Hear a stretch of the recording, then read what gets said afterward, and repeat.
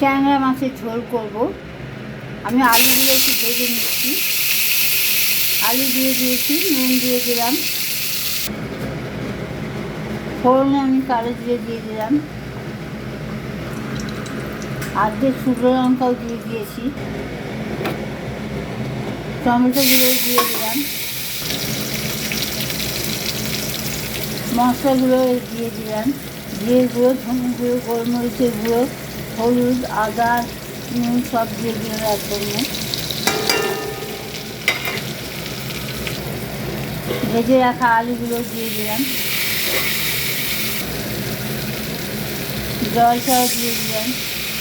আর একটু আমি জল দেবো, আলুগুলো সেদ্ধ করে নেব। আলুগুলো আমার সেদ্ধ হয়ে গেছে, আমি এবার মাছগুলো দিয়ে দেবো।